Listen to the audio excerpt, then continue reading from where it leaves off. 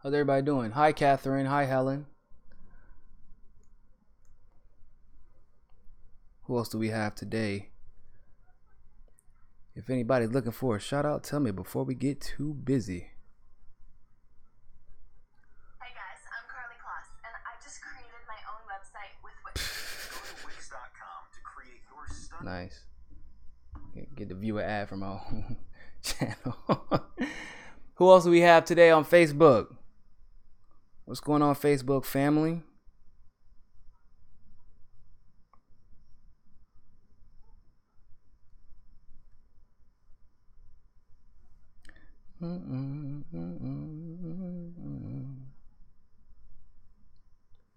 Twitter, what's going on? Who we have on Twitter? Oh, there goes my producer right there.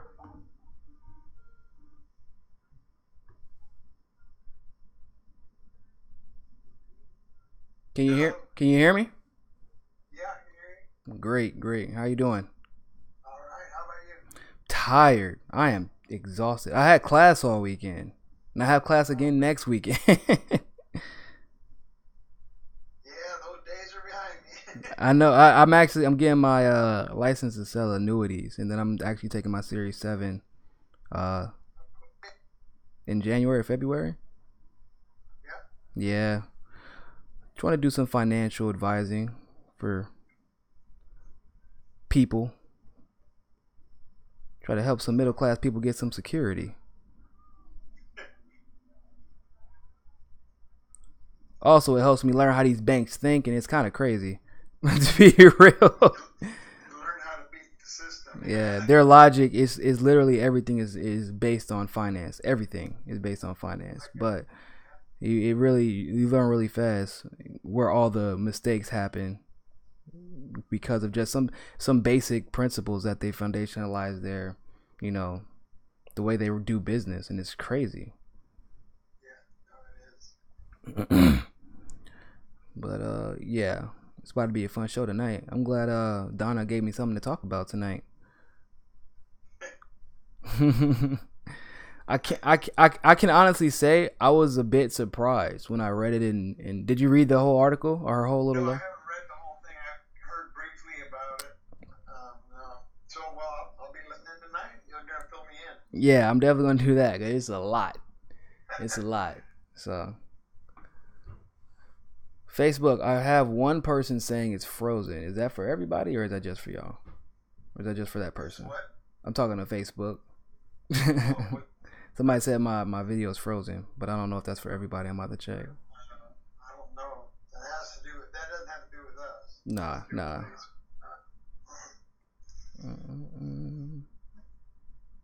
Oh man, 2 minutes.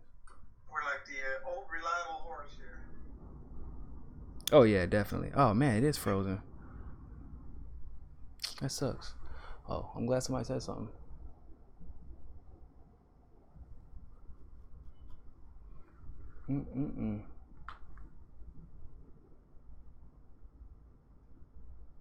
Facebook always trying to hold me back. I don't know why. I mean, I do know why. I do know why, but that's a different story for a different day. Yeah.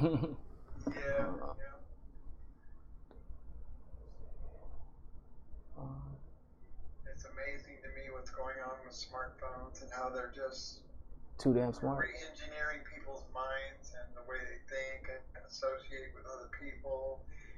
And really, it's almost feels like preparation for AI, the singularity, to integrate people with their machines. Yeah, I mean, that's pretty much what TV did, so I wouldn't be surprised if that was the goal with smartphone. Yeah. Oh, yeah. Well, people are totally captured by them. I mean, everywhere you go, people don't talk anymore. They're on their phones. Even the kids have them. Yeah. I go into a restaurant and I see everybody just on the phones. It's funny. My mom was telling me, she's like, even though a lot of people are on their smartphones and everything like that, it's not like that many people talk a lot. She's like, I think people exaggerate how much people talk to each other. They're like, families didn't have a lot to talk about back then. Yeah. Well, You don't got it now. You don't. Now you have to actually. Here's the thing, though. I feel like in a lot of ways it increases communication because Well, I mean, you don't really have you have more to talk about now.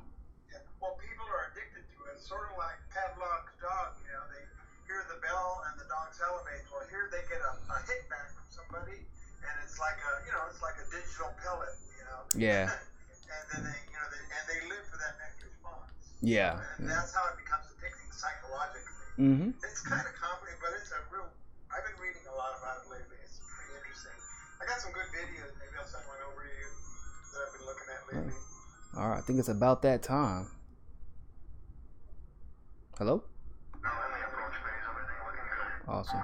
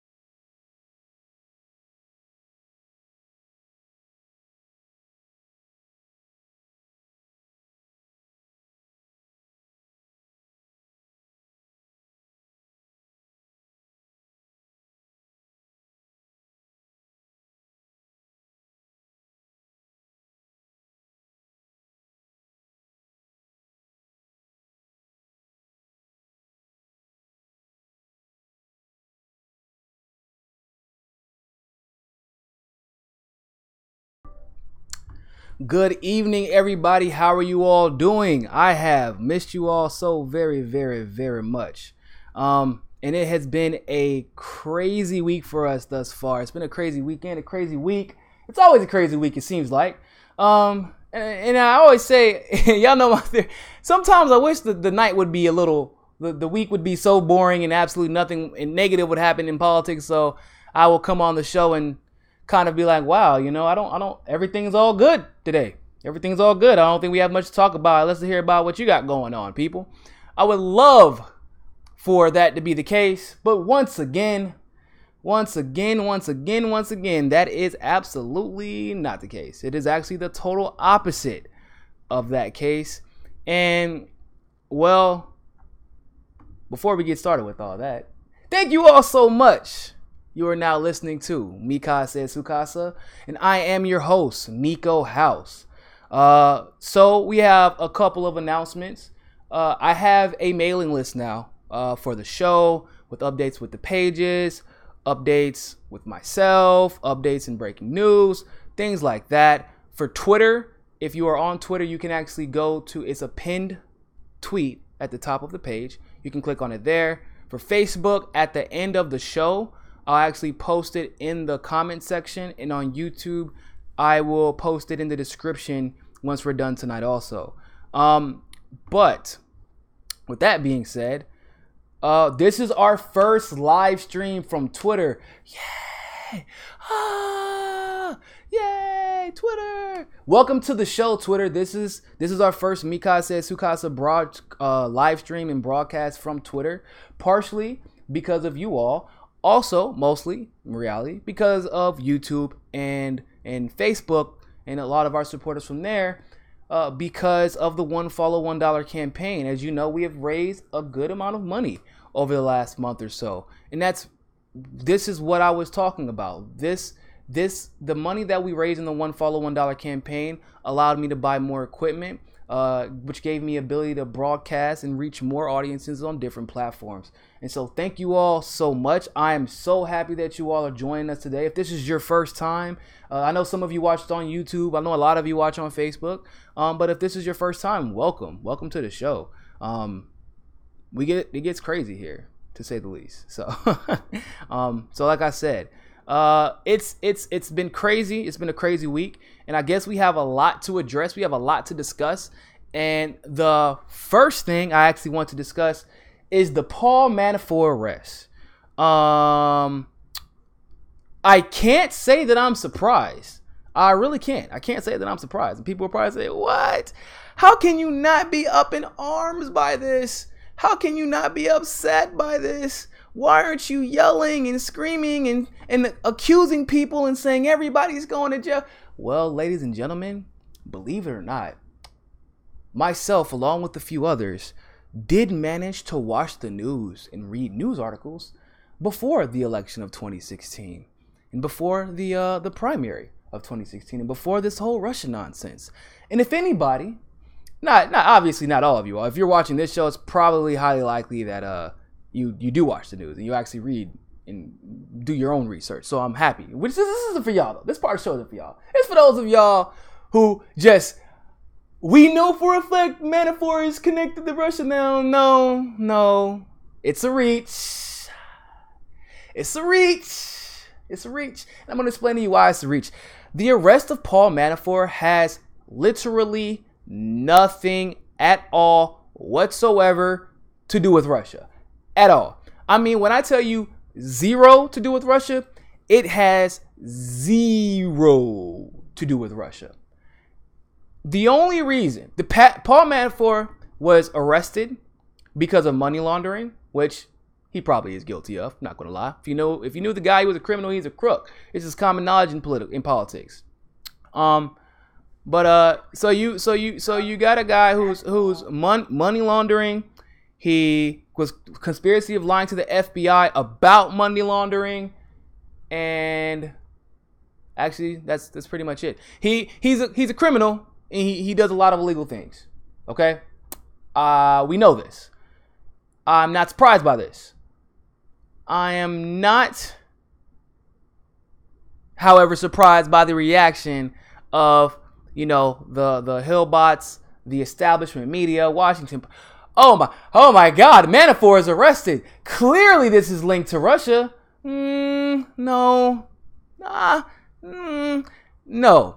Because this is immediately, people like myself became suspicious. We're like, Paul Manafort is arrested. What? First of all, you ran into his house. I don't even know how. You barely got a warrant. Second of all, and when the headline reads, Special Counsel Mueller arrests or puts an indictment on Paul Manafort, how is Special Counsel Mueller, who had nothing to do with Paul Manafort and his affairs, maybe like when he was still the director of the FBI, he had something to do with it, but he was appointed to be the special counselor to take care of Russiagate, to investigate Russiagate, which he's done an incredibly poor job of doing.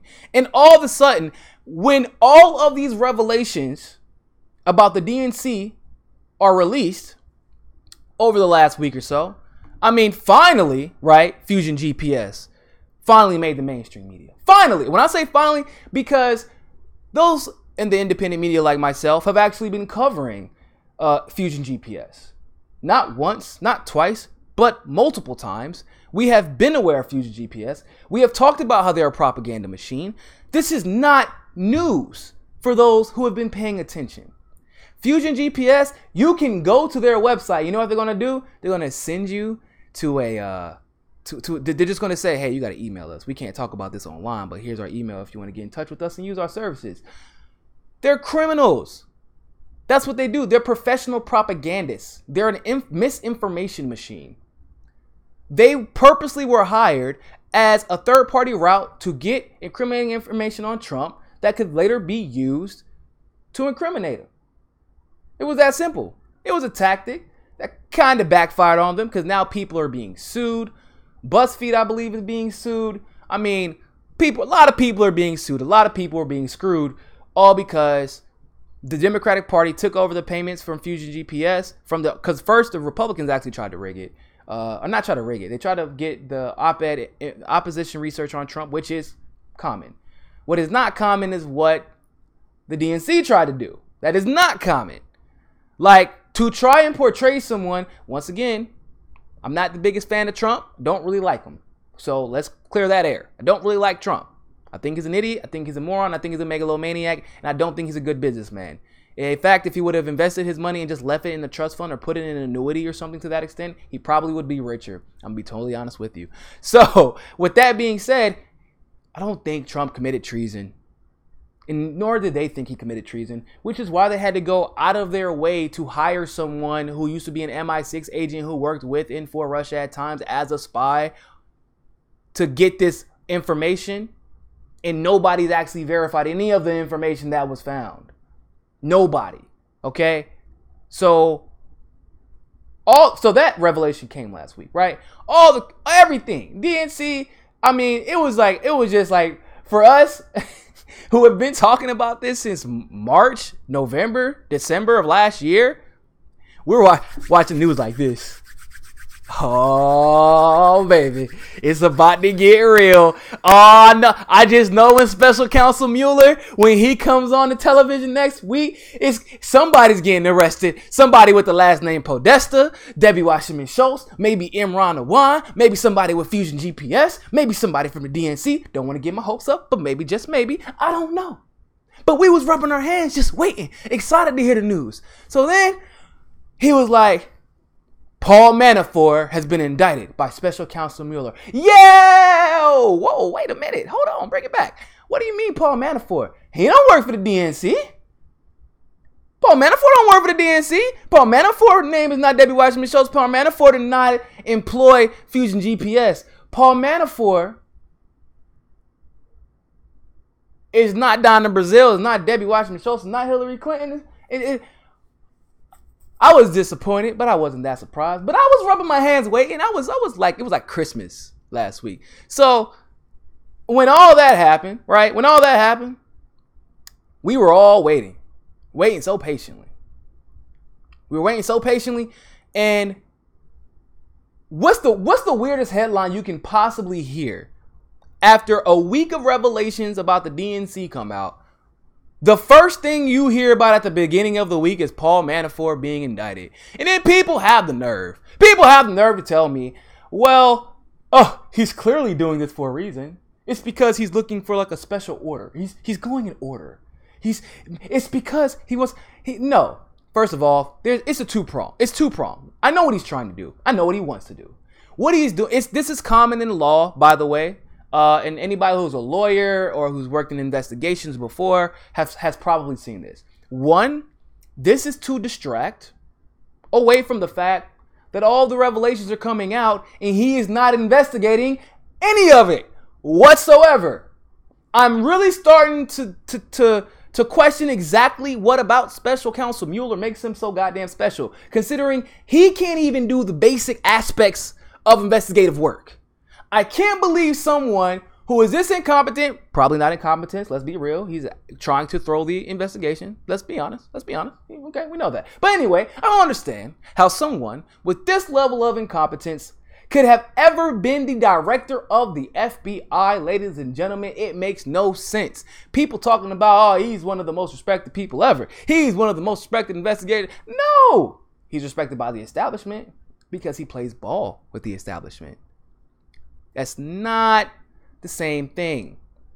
It's not the same thing.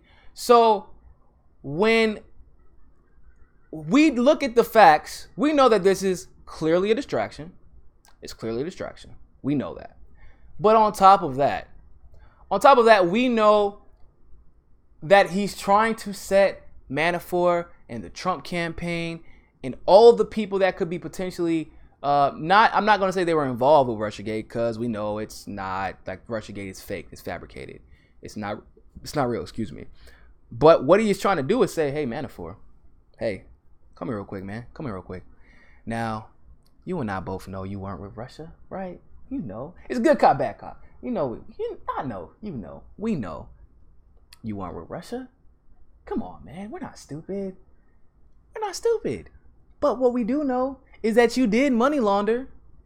What we do know is that you probably are guilty of a lot more than just money laundering. You probably are guilty of conspiracy to lie to the FBI. We definitely know about that.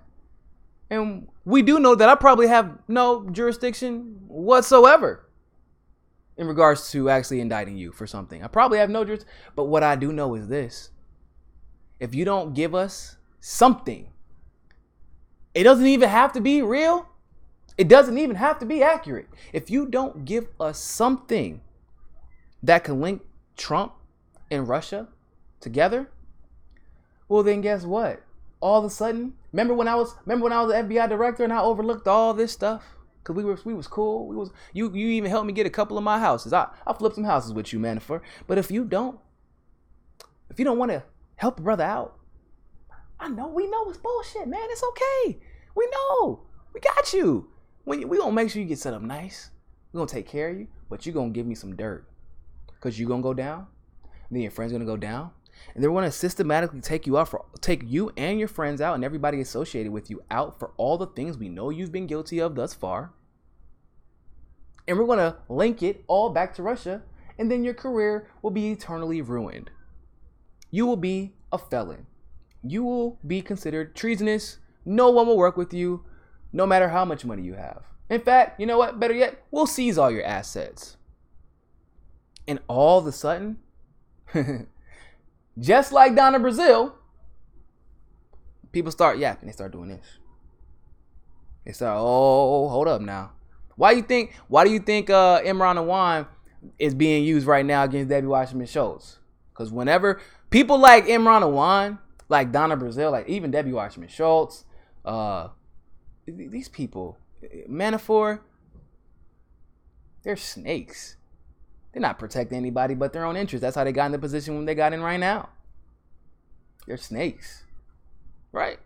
So, people perpetuating this idea that Paul Manafort's arrest has anything to do with Russia, hit my DMs, comment on my page, hit me on Twitter, and we can have a long discussion about why it's important to pay attention to politics year round instead of just when the elections come around and there's a white woman running that you see so much of yourself in because she represents the glass ceiling that she's already broken. I mean specifically Hillary shattered the glass ceiling, and it's not in a good way.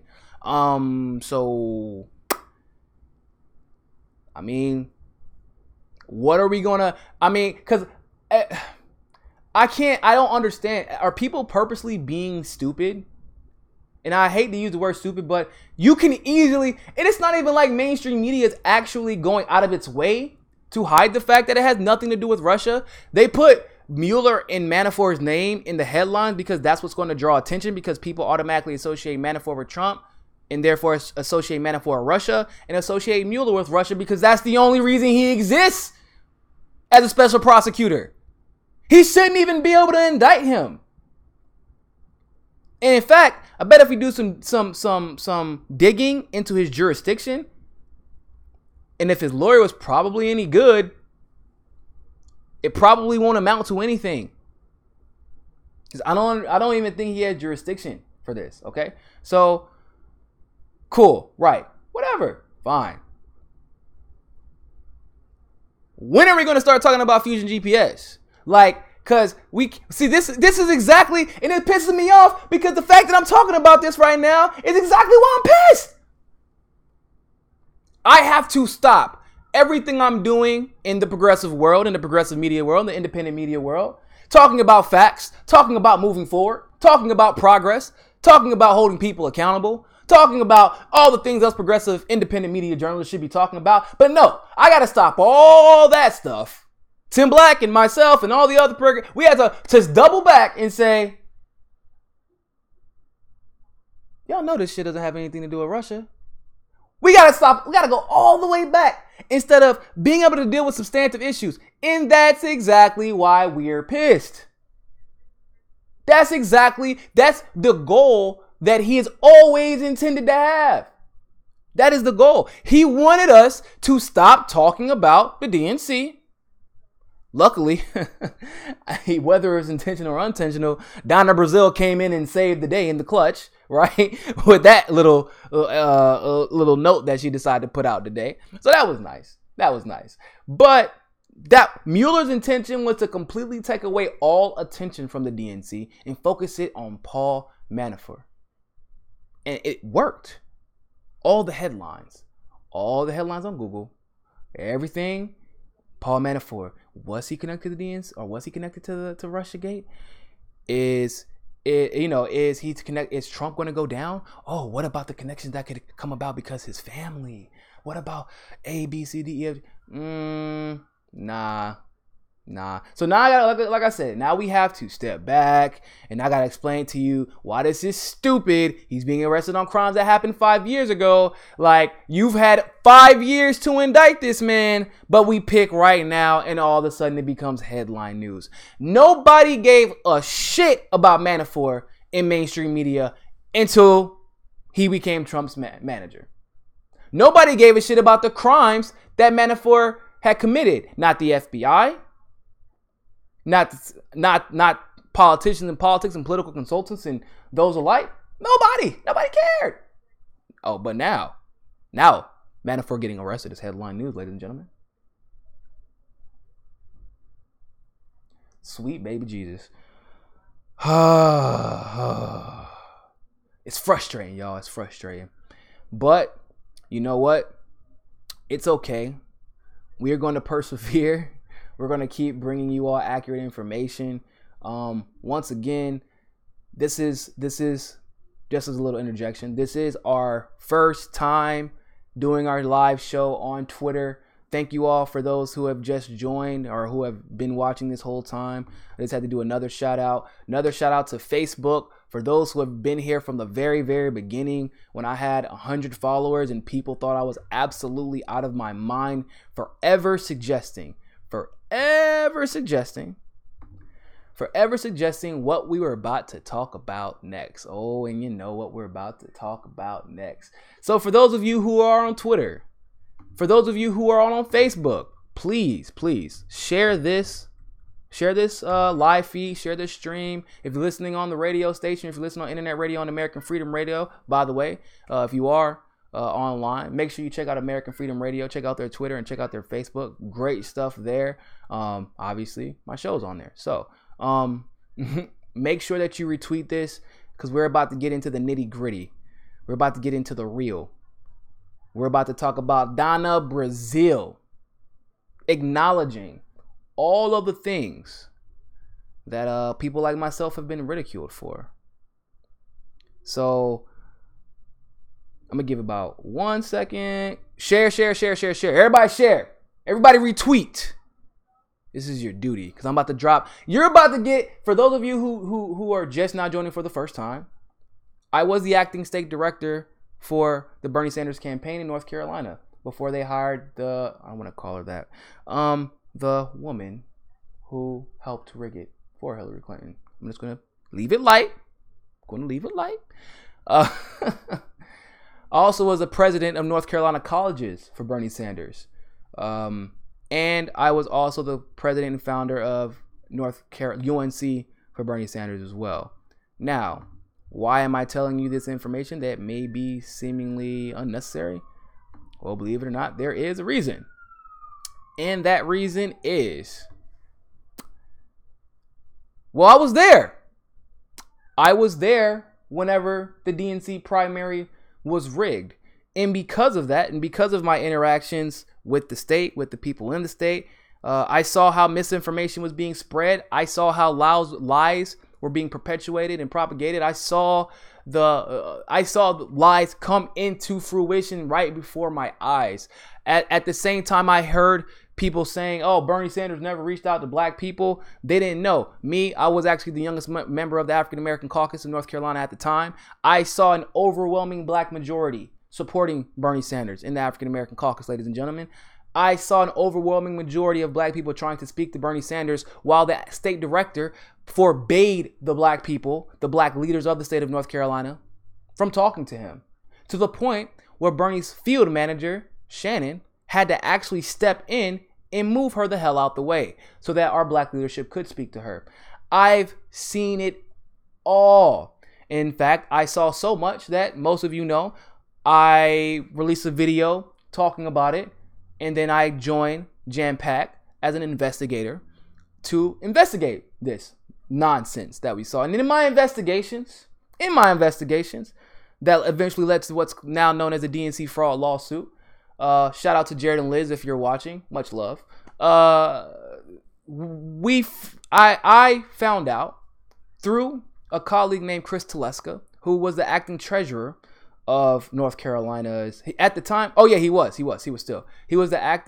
treasurer at the time of North Carolina's Democratic Party that Hillary Clinton's little victory fund was funneling money into North Carolina. And not only did we find out it was happening in North Carolina, but we found out it was happening all over the nation. Now, Ann says she remembers those live stream very well. Thank you so much, Ann. I really appreciate that, because that was so long ago. That was at a very different point in my life. For those of you who don't know, I had actually gotten several full rides to law school. I was in my senior year at UNC. I'm not gonna lie, I had life set up for me. I was good. All I had to do is leave Bernie Sanders and politics alone, go to law school, make my money, and my life would have been easy peasy street. Nope, I'm stupid. I care about people, and my dumb self decided, you know what? I can't let this corruption go, because it wasn't just a little corruption that I saw. It was when I realized how large the corruption, how deeply rooted this corruption was in our system and all over the state, all over the country, excuse me. I don't know. I took a plunge. I became homeless over this. I went into debt over this, to be quite honest. This was my life. The DNC fraud lawsuit, I legitimately sacrificed the life that I had worked so hard for. Everything that I had worked hard for. Everything. I'm not joking. My mom probably to this day is still a little upset with me. She's proud of me, but she's upset with me. Everything that I've done up until that point was to get into an Ivy League law school and become superstar lawyer. But I did a little bit different. I did something different, and I decided to pursue this. Now, when I pursued this, those, once again, who remember? No, I actually was the one to break the Hillary Clinton Victory Fund information. The same Hillary Clinton Victory Fund that Donna Brazile is talking about in her article. I broke that information.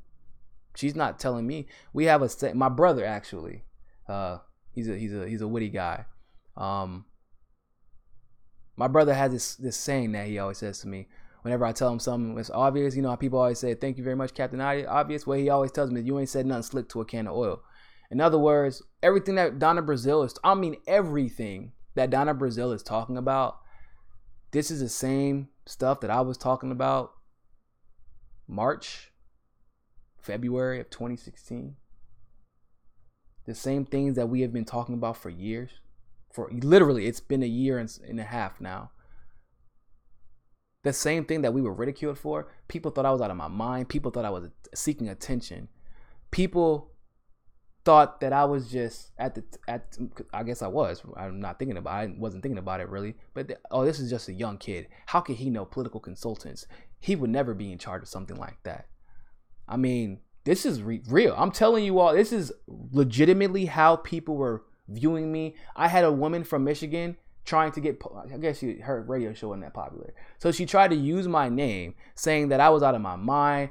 I don't know what I was talking about. I didn't do this. I wasn't working for Bernie Sanders. I'm like, bro, my profile picture is me shaking Bernie Sanders' hand at a private meeting. I know what I'm talking about. But everybody was trying to say that we who were involved in this and who understood what was going on were out of our minds. And some of you who are part of that journey, not just with myself, but, Tim Black had me on. That's my first meeting with Tim Black was because of that incident. H.A. Goodman, same thing. A lot of progressive journalists. Everybody. It's a little vindicating. A little bit. But what's more frustrating to me is this investment in authority. This plea to authority that even though we have all of the facts right in front of us, for those of you who have been watching since day one, YouTube included, what in that article did Donna Brazile say that myself, Tim Black, or H.A. Goodman, what did we not say? Did I not talk about Hillary Victory Fund? And I'm not talking about before TYT tried to take credit for breaking it. And yes, for those of you who are curious, I did break that. And TYT actually took that story. And I never actually complained about it. You want to know? Just in case you're curious about the story. Yeah, that was me. I told Jordan Sheraton before me and him were friends, when he was just trying to get information about what was going on. Jordan Sheraton and TYT knew about everything that Donna Brazile put in this letter. Jordan Sheraton and TYT totally ignored everything I told them during my investigation because there wasn't a smoking gun, except for all of the smoking guns, except for all the FEC documents that we had presented to them. None of it was good enough. And now we know why, considering what TYT, the donations they're taking. But that's a different story for a different day. But in all seriousness, we've been saying this. We've been talking about this. And it's a little upsetting when there are so many people in society that even when all of the facts are laid out in front of them, they still refuse to see the truth. They still refuse to see it. So now we have this situation with Donna Brazile where I don't know if she meant to. I don't know if it was by accident. I don't know if she's ever read a legal document or if she understands how law works. But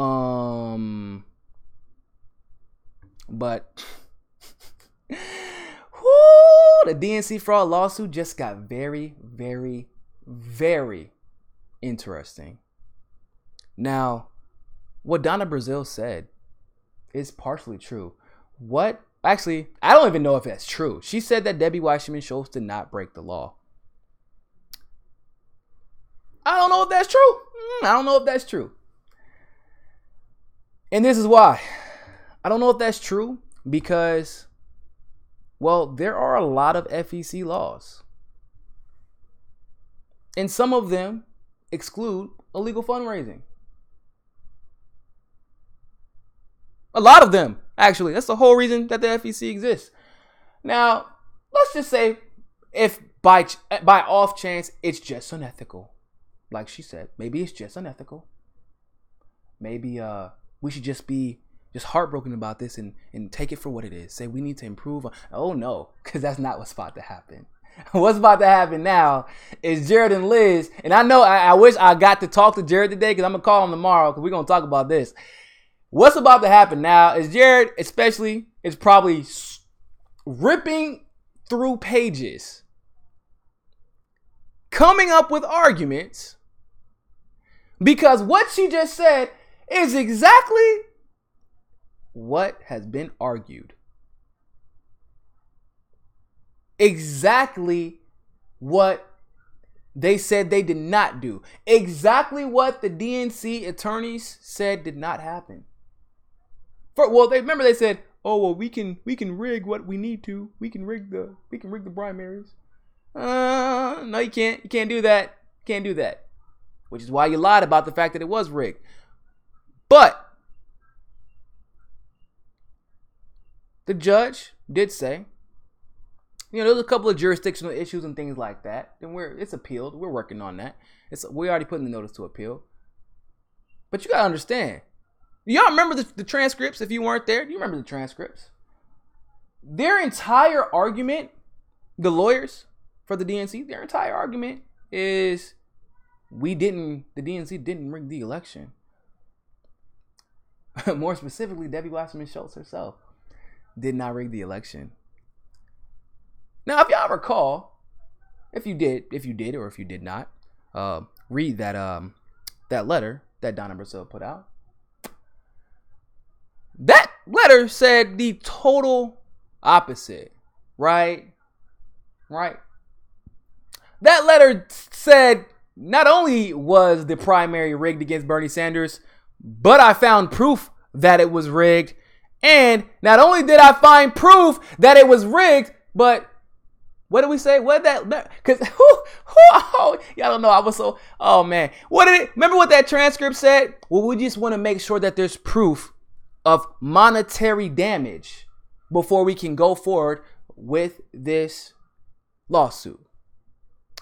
So not only did Donna Brazile say, yeah, it was rigged for Hillary Clinton, but Donna Brazile even left us a Christmas present in November and said not only was it rigged for Clinton, but people who donated to either Super PAC any money that was donated to the Hillary Clinton Fund, Victory Fund, that was specifically intended to go to the winner of the Democratic primary, because it was just called Victory Fund. It wasn't supposed to be called Hillary Victory Fund, but it was donated it was supposed to be money raised for the winner of the Democratic primary, but it was not donated to the winner of the Democratic primary, nor was it actually used for that purpose.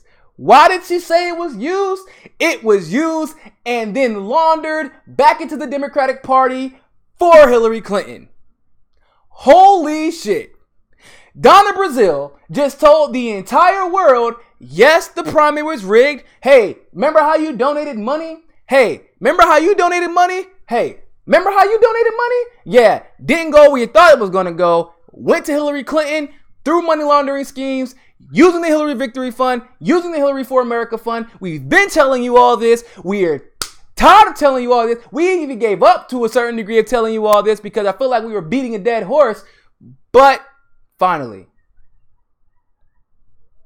when people start getting squeezed, pressure breaks pipes. I almost wanted to hug Donna Brazile. Now, double back a little bit. Understand something, ladies and gentlemen. There is obviously an ulterior motive. There is clearly an ulterior motive. Don't be naive enough to think that Donna Brazile is just doing this out the kindness of her heart. She's not an idiot. She is not a moron. She is not stupid. Donna Brazile is a I didn't know that the primary was rigged for Hillary Clinton. I just gave her the answer to the questions because I wanted it to be a fair fight. Because Bernie Sanders was just so good at debates. I just wanted to be a fair fight for her. Come on, I'm not stupid.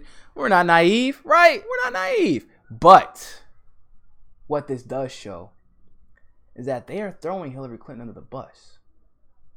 They're throwing the DNC under the bus. Do you understand what's taking place?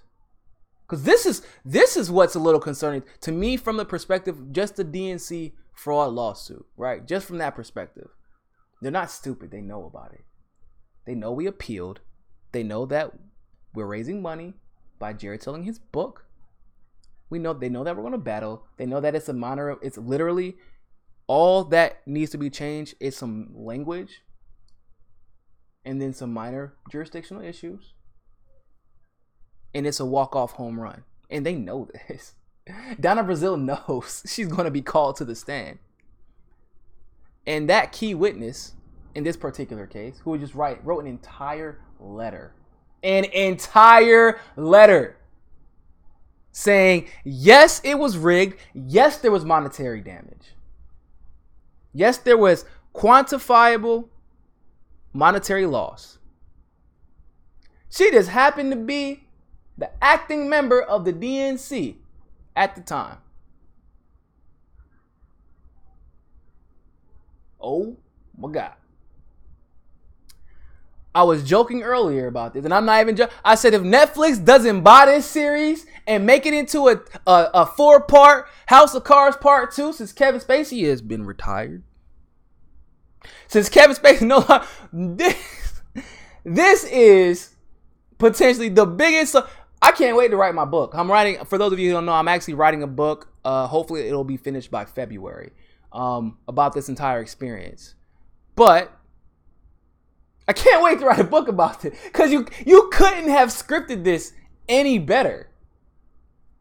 With all of the, I always told you all, and I told you all the same thing then that I'm going to tell you all now. For some reason, we're consciously, energy-wise, we are more powerful than the enemies that we face in our system. Granted, our country has a lot of work to do. We do. We have a lot of work to do. But we are here. I no longer have to drink at a separate water fountain from somewhere else. Women are allowed to vote now. And that's because at some point, consciously, even with all of the odds stacked against us in every possible way, it wasn't like whenever the Civil Rights Amendments were passed that Congress and Senate were overwhelmingly populated with black people. Okay, just like whenever the right for women's the fight for women's rights passed, whenever they were allowed to vote and seen as equal, at least in the eyes of the law, for the most part.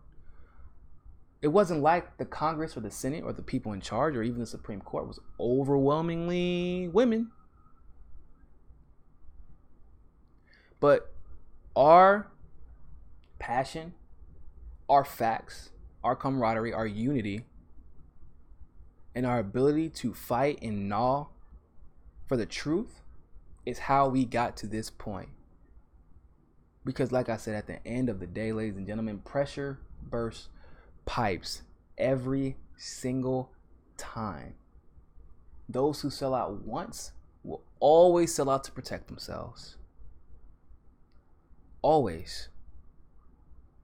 Now, I'm actually happy. I'm actually very happy that Donna Brazile brought up a very, very important point in this article. The point that she said about Bernie Sanders. She said that she had begged, and I don't know if this is true or false, but Bernie has not come out to deny it yet. Okay, so until that happens, I'm gonna take it for face value, because Bernie is very quick to correct something about something he said. So he's very quick to correct people about something that they allege he had said. She said she had begged him to support Hillary Clinton,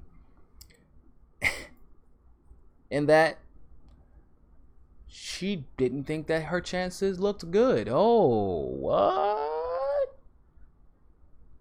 In fact, what Donna Brazile actually said was that she was doing poorly. Donna Brazile said that she had been all over the country, actually. And there was absolutely zero enthusiasm. And it gets better, because she said not only was there zero enthusiasm, but not only was Bernie's people clearly didn't want anything to do with her. But on top of that, Obama's old coalitions still wanted nothing to do with her. I don't know, maybe because she made a racist commercial and said a lot of racist remarks and started the birther thing, maybe. And I've actually told people for a very long time, I'm not a fan of Obama's recent presidency. I also know I'm not naive. Like I said, I've studied politics and I've been involved in it long enough to know that wasn't Obama's office. That wasn't Obama. It was all you can't tell me that was Obama's office when you gonna let Hillary just have a server in her house and not call her out for it. You didn't call her, like, really, Hillary? Come on, I give you a job and on your first day you commit treason. You commit, like, not treason, but like you should be in jail right now. Like, so it wasn't his office, clearly. But it was Obama's coalitions who didn't forget, like we didn't forget, Bernie's people who have been, who obviously were galvanized by the movement. And then people just didn't give a shit about Hillary Clinton. So at that moment, Bernie Sanders agreed with Donna Brazile to go and stomp for Hillary Clinton. Do I agree with it? Hell no! No! I wish he didn't. I don't think he should have. I think he truly underestimated the damage that Hillary Clinton has done to this country and countries abroad thus far. I don't think that... I love the fact that Bernie Sanders is all about peace when it comes to his foreign policy. But the nuance of foreign policy, the realities of foreign policy, I think he's very naive about. I think he has a good heart. But I don't think that he took the severity of Clinton's, just her corruption, seriously. Now, it gets a little bit better. Because essentially, what we found out is that Bernie won. Bernie won. He won. She keeps trying to talk about the Russians, and Donna Brazile, she seemed like she's not the brightest, but she really made believe, because she even said it. She was like, yeah, even with the Russia thing, Debbie Wasserman Schultz kind of called us 2 hours before the story broke. Like, what a coincidence that 2 hours before the story broke, she randomly decided to call everybody once they've been hacked. I couldn't imagine why she only broke it 2 hours before the Democratic National Convention. I just can't imagine why they would do such a thing. Like, really? But Bernie won. Cause what they say? Black people, and I'm getting sick and tired of y'all selling us out, trying to protect you and your little Hillary Clinton neoliberal coalition. Stop saying what Bernie Sanders did not do for black people. Stop saying what Bernie Sanders did not do for women. Cause I'm gonna tell you one thing, and this is myself included. I'm being so serious about this. I'm being extremely sincere about this. I don't want people to take it nefariously or anything like that. But this is reality. Nobody would give a shit about what black people thought about racism, institutionalized racism, systematic racism, they wouldn't give a shit about what women thought about the inequality amongst women, or the inequity amongst women is in regards to the work for pay, equal rights for pay, the way women are treated, just the patriarchy in general. Nobody gave a shit. I'm not exaggerating. This is not a hyperbole. No one talked about any of those things. Nobody talked about the glass ceiling in the Democratic primary. Nobody talked about racism in the Democratic primary. You know why? Because if you've been following politics long enough, or if you've been involved in politics long enough, then you would know talking about any of those things is political suicide, especially for a 72, 73-year-old white guy. They were finally forced to address these issues, these realities, when Bernie Sanders brought them up. Before 85% of you all knew who Bernie Sanders was. I went to this little town hall meeting in Fort Sumter, South Carolina. Little. Me and like 10 of the people in my club went. I was so excited because I'm like, wow, this guy's a real deal. I can't wait to hear what he has to say. Because like economics, wow, I'm surprised. He's consistent in his message. He stumbled along the way, but he's always owned it. I'm curious to see what he's going to say in person. And this is why I'll be damned. I will be damned if I hear anyone say a black person or a person of color or a woman say anything negative about Bernie Sanders' conviction or morality. I'll be damned. Because as I sat there in Fort Sumter, and for those of you who don't know, once again, Fort Sumter is in South Carolina, in the deep South, in a small town. I stood in the same line as a person who told me that racism is not real anymore. And they told me that I didn't know what I was talking about because I was too young. It was much worse for you all back then, is what they told me. This is the crowd that Bernie Sanders was speaking to. This is the crowd that I was sitting with. This is the crowd that I watched Bernie Sanders stand in front of, maybe at the most 100 people, with absolutely nothing to gain, and tell every single one in the crowd, if you think systematic racism and institutionalized racism is not real, then you need to wake the hell up. There were no TV cameras around. New York Times had sent like one reporter there. Didn't know they were going to be there. He said, if you don't think that black people, I was one of the only 10 black people in the whole room. I'm not exaggerating. The other 10 black people were important members of the community that Bernie Sanders specifically seeked out to speak to before they spoke. This is once again, ladies and gentlemen, in Sumter, South Carolina. In Sumter, South Carolina, he said The VIPs of that event, I am not joking, were the leaders of the black community. I'm not They had their own chair, their own seats, their own section. They met with Bernie Sanders before and after the speech. But that crowd, when I was sitting in it like a carton of whipped cream, and I was the only chocolate chip, if you catch my drift.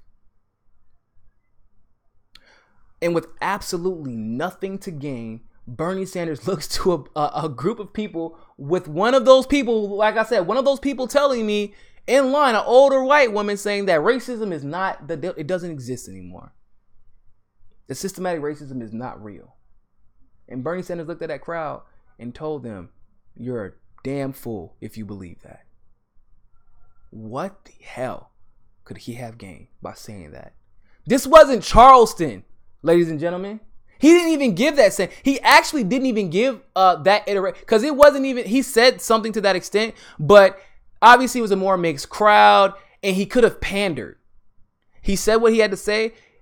He assumed that most people were agreeing with him because it was, it was a packed house. But this wasn't, if you would have been there, then you would have known it wasn't a campaign. He wasn't telling them because he wanted them to vote for him in Sumter. He was saying it because it was true.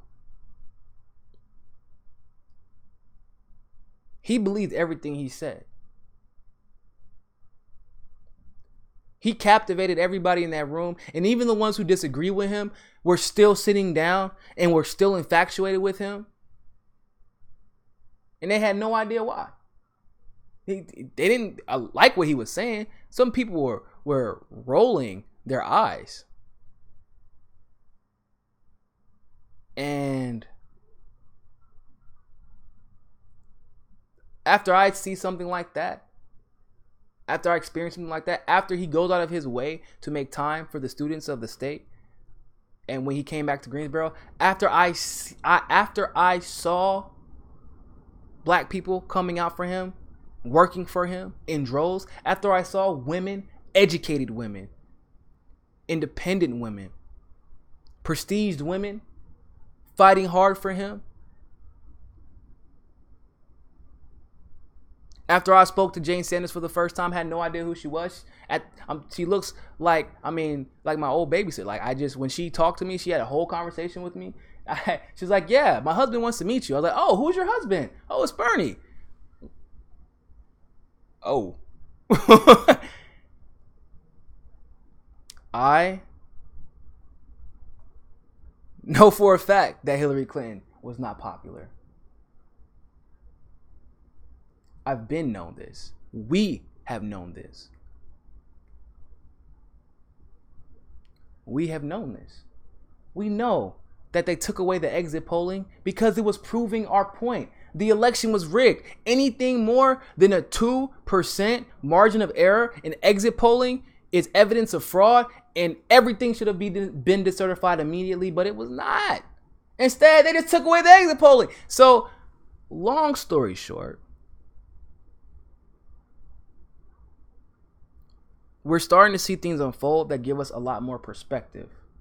Can I make a brief interjection to say, fuck Elizabeth Warren? Is that okay? Are y'all okay with me saying that?